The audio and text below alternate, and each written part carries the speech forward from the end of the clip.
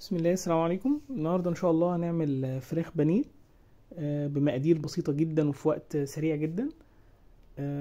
ممكن نعمل جنبه زي ما احنا شايفين مكرونه بالزبده او بالصلصه. الوصفات دي كلها ان شاء الله هتلاقوها عندنا في القناه. بسم الله، نبتدي اول حاجه بالمقادير. معانا حوالي ربع كيلو فراخ فيليه، بصله متوسطه مبشوره، ملح وفلفل، حوالي نص معلقة ملح ونص معلقة فلفل صغيرة، ونص ليمونة.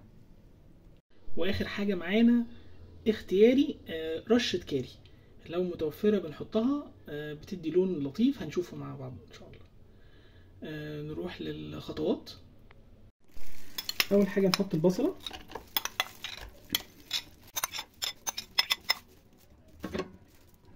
بعد كده هنعصر الليمونة،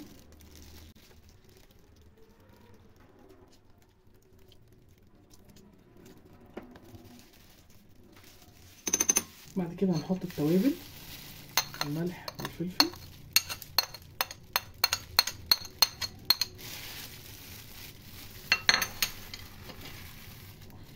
نخلط كل ده.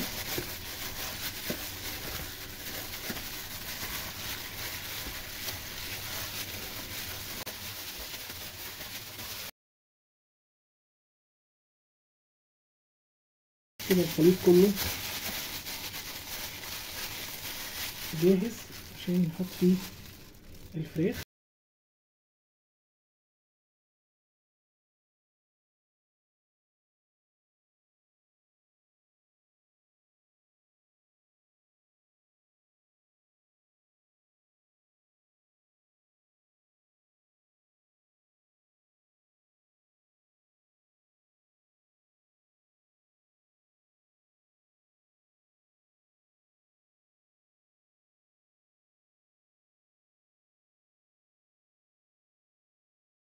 احنا كده خلصناها.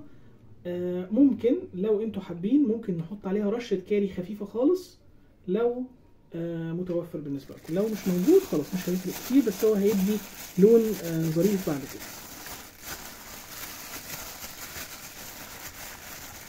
الخلطة الأساسية بتاعتنا بصل ليمون ملح فلفل. ممكن نضيف كاري، ممكن لا.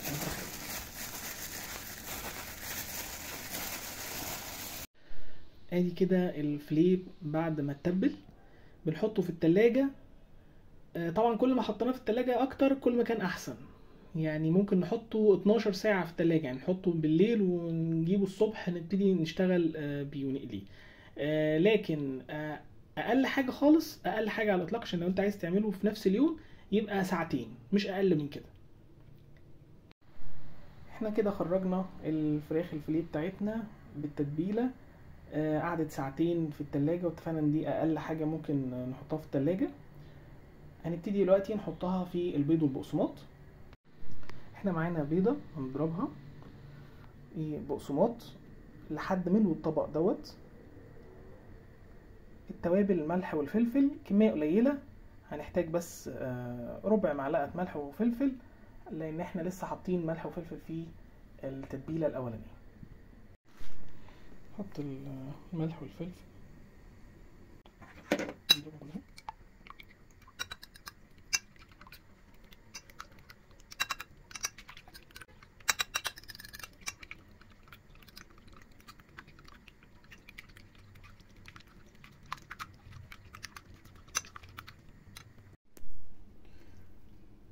نجيب الفيليه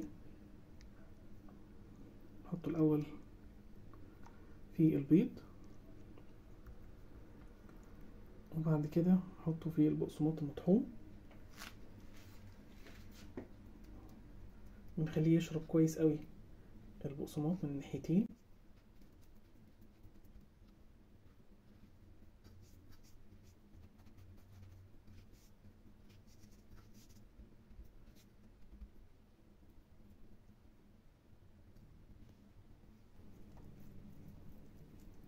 نحاول نشيل البصل، يعني مش لازم نشيله كله، بس على الاقل من ايه، ما ننقلوش، ما ننقعوش في البيض ببصل كتير.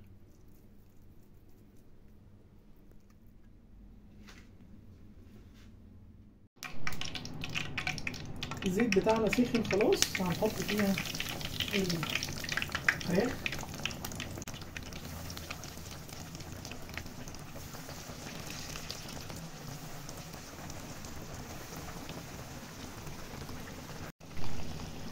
احنا سيبنا البانيه بتاعنا حوالي 5 دقايق على الزيت، شفنا الظهر بتاعه تقريبا زي الوش.